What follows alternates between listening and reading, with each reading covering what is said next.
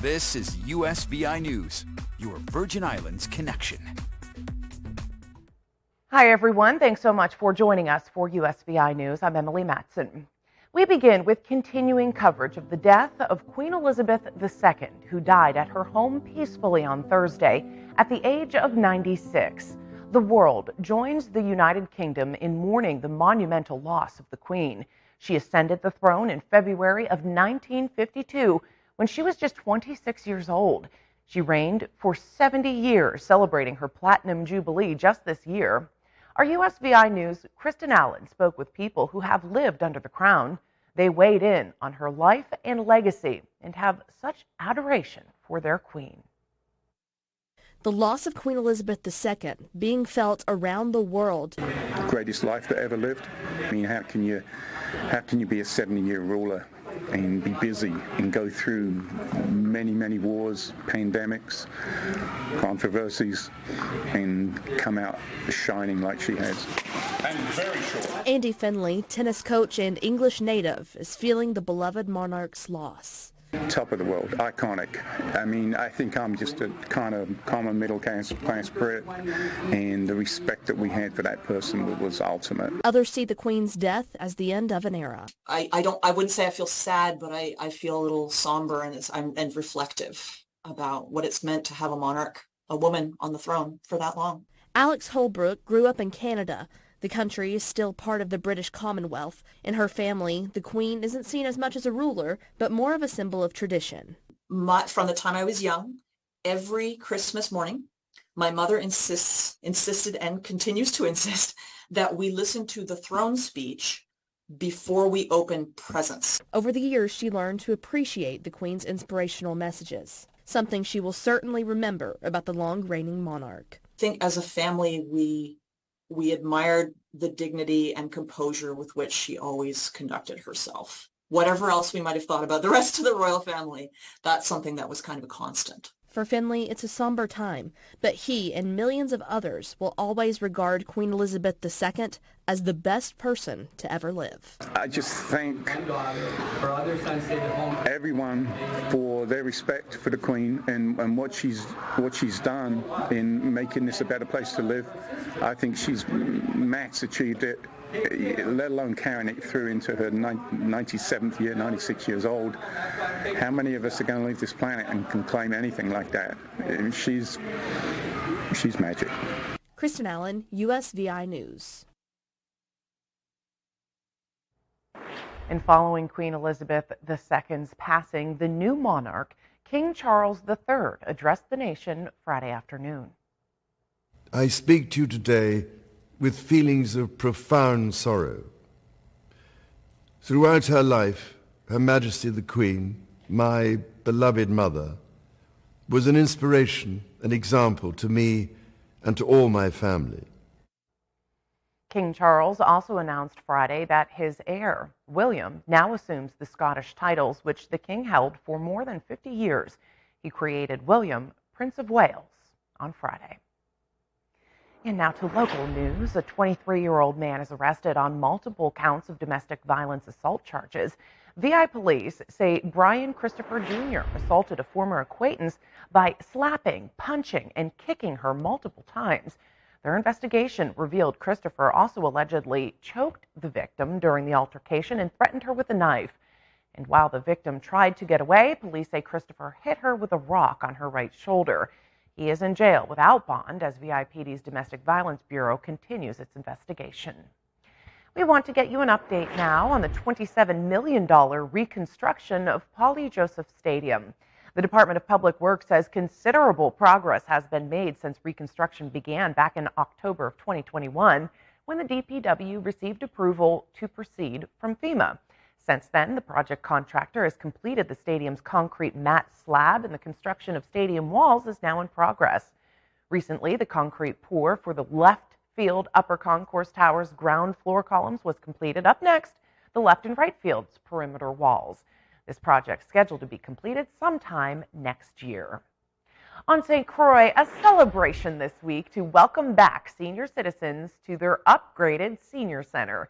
The reopening event featured music by Stanley and the 10 Sleepless Nights, along with a DJ and dance performances. The VI Department of Human Services Division of Senior Citizens Affairs hosted the event Thursday at the Richmond Senior Center, which provides social and recreational activities for area seniors. Looks like they're having a lot of fun. DHS closed the center at the start of the pandemic more than 2 years ago to prevent the spread of COVID-19 among this most vulnerable senior population. And during that time, thanks to many volunteers and businesses, they renovated the building and welcomed senior citizens back with this fun celebration on Thursday to check out the many upgrades and have some fun, too. And as we round out the week, active COVID-19 cases remain steady in the USVI, though they have gone down slightly.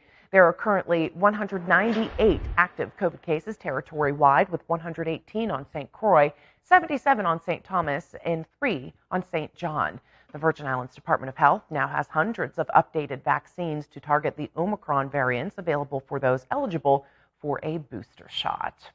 Americans ages 12 and up are now able to get their first Omicron updated COVID-19 shots. Again, the Virgin Islands Department of Health has hundreds that they started administering this week.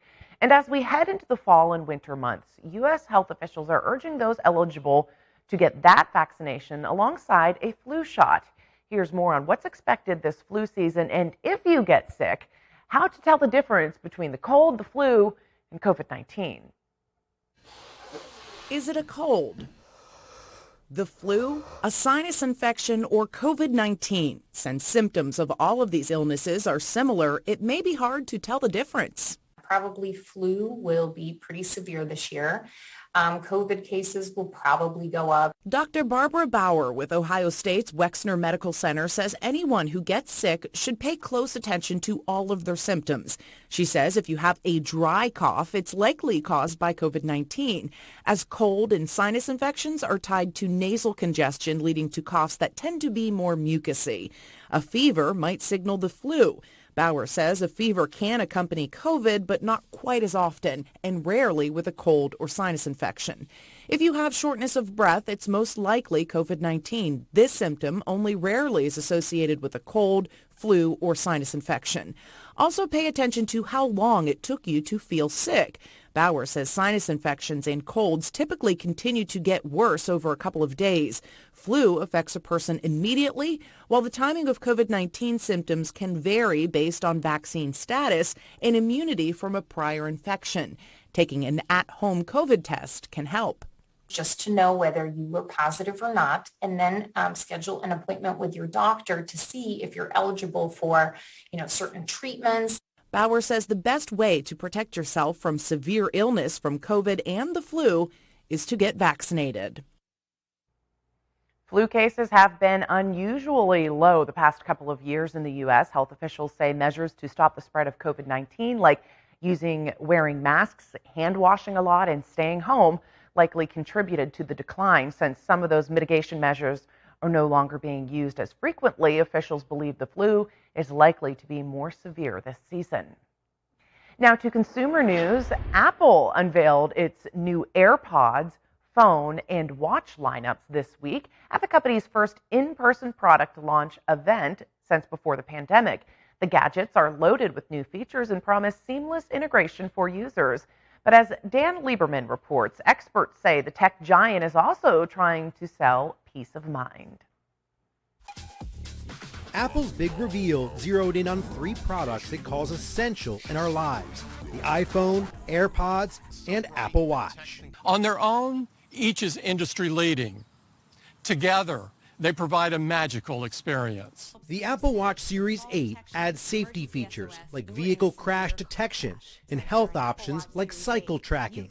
Women's health is critically important, and we're proud to bring these new advanced cycle tracking capabilities to Apple Watch Series 8. The new AirPods offer personalized spatial audio and improved noise cancellation. Apple saved its top-selling product for last. We're going big with iPhone 14 and even bigger with iPhone 14 Plus. With an always-on display, a faster chip, camera upgrades, and out-of-this-world assistance. Emergency SOS via satellite. These are features that really talk about not just the devices or the tech, but really about the experiences and that, again, peace of mind that these products are looking to offer. The big question is whether the price tag will keep inflation-weary customers away. Apple is keeping the base model cost in line with last year's and crediting qualifying trade-ins. But the iPhone 14 Pro and Pro Max edge higher. In terms of the features that they've added, particularly with the Pro line, really makes it a compelling upgrade for folks. The company also touted its sustainability efforts, using recycled parts, and plans to be carbon neutral across its manufacturing supply chain by 2030.